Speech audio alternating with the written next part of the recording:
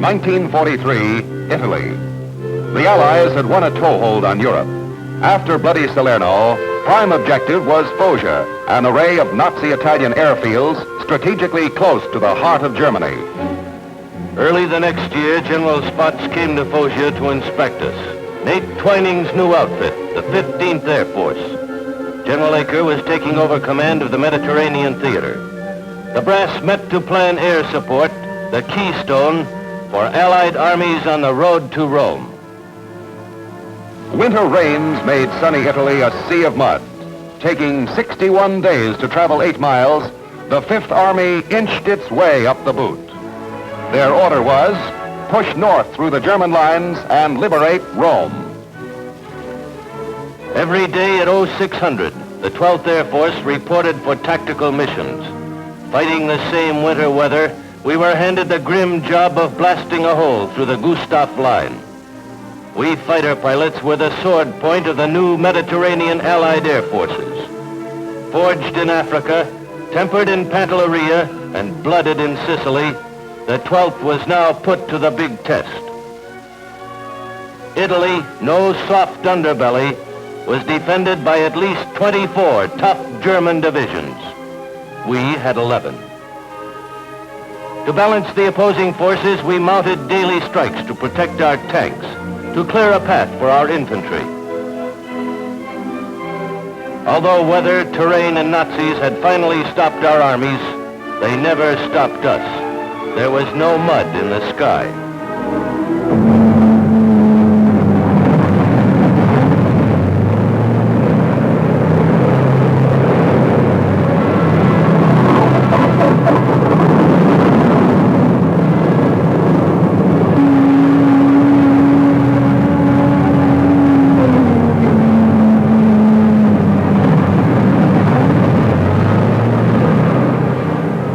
Allied air power and Allied ground power had been welded into an effective team to defeat the enemy's greater forces. Our plan called for steady ground pressure to be synchronized with strong airstrikes. American airmen were taking off to buzz the Appian Way, the ancient highway trod by Caesar's triumphant legions of old.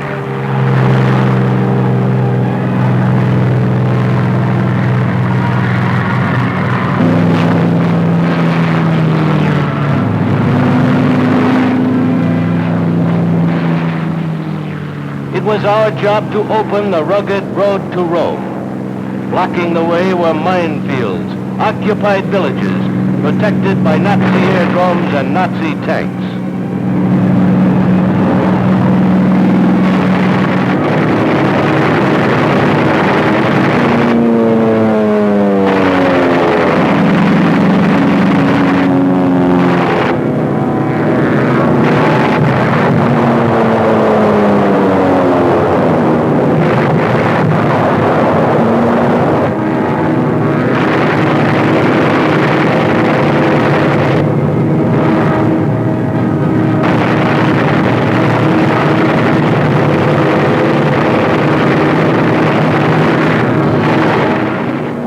Air support wasn't easy. On the mainland, the enemy had all his resources at hand. Here was a network of rails and roads that had to be cut before our own troops, stymied on the narrow mountainous peninsula, could move. Even Army mules had difficulty climbing Italy's rocky backbone. Allied forces, which now included some Italians, measured our advances in mountaintops instead of miles. San Pietro, like dozens of other German-held towns, was caught in a tight net of artillery fire.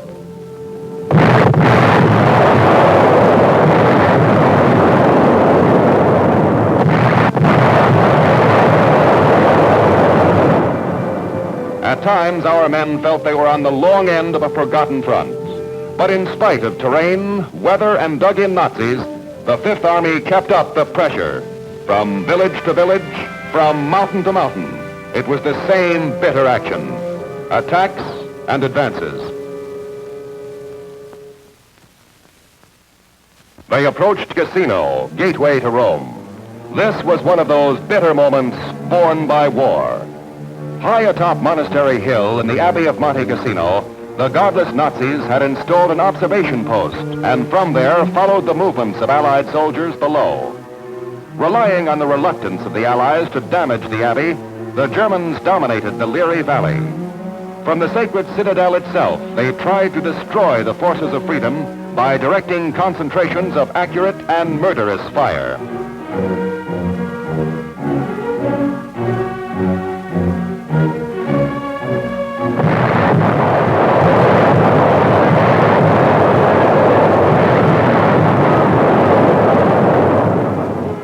American Fifth Army artillery hammered back.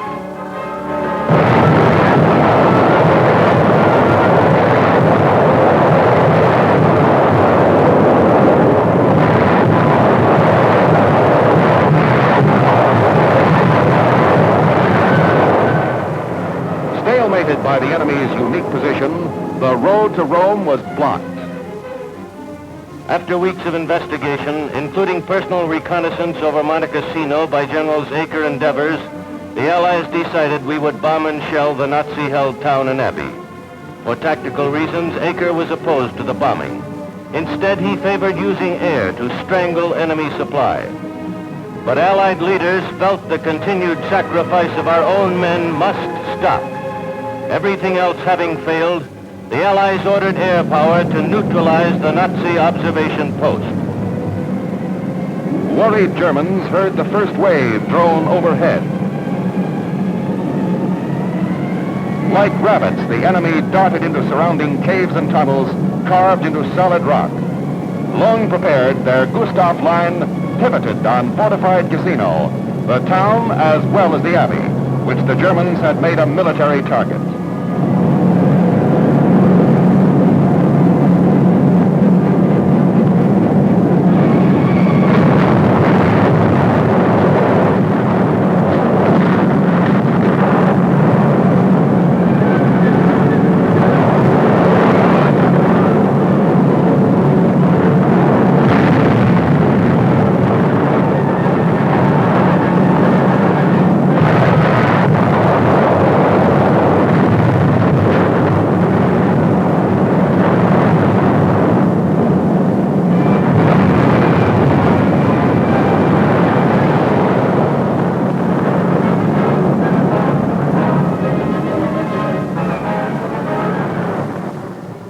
But the enemy survived the bombing.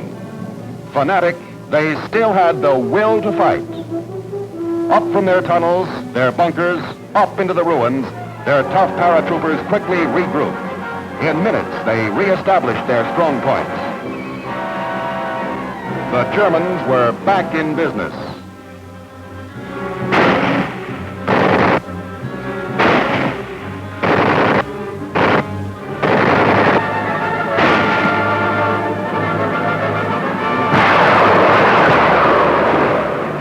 Now, rubble as well as Nazis blocked the way.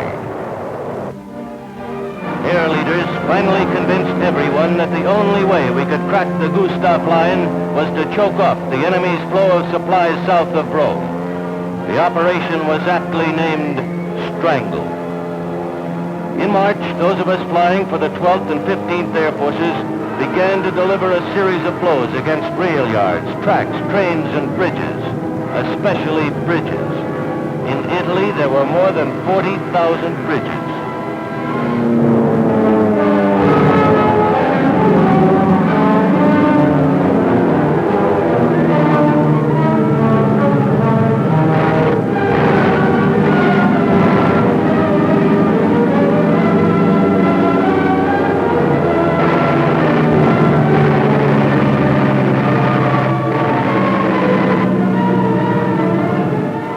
Allowing the enemy no sanctuary, Operation Strangle was successful from the start. We hunted enemy trains and cut their lines in more than 100 places.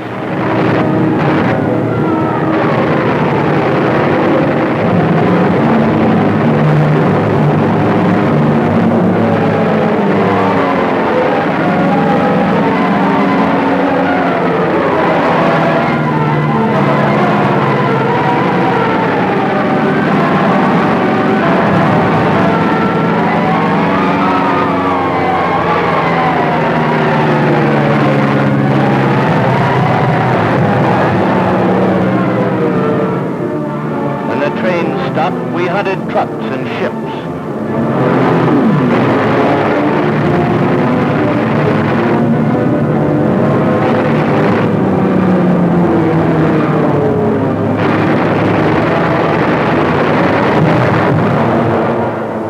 Strangled enemy supply.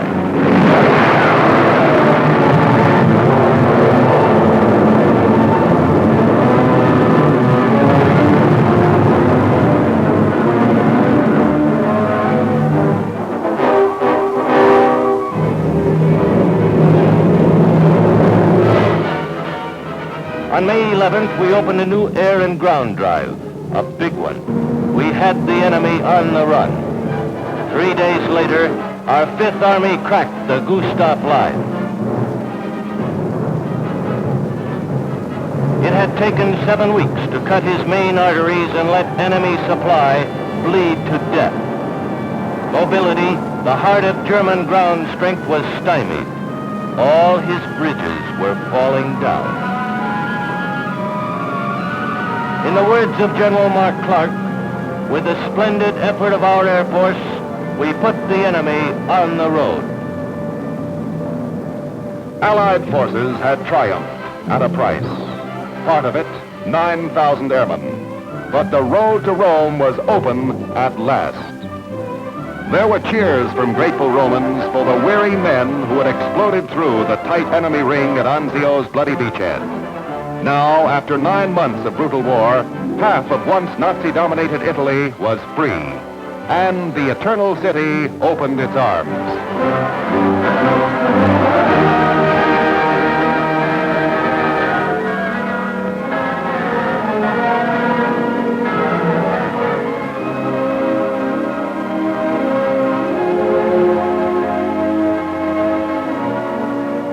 Out of Cassino and Operation Strangle came new lessons in the application of air power. In the forthcoming Prelude to the Normandy Invasion, you will see these hard-won lessons and tactics sharpened by the now campaign-wise United States Air Force.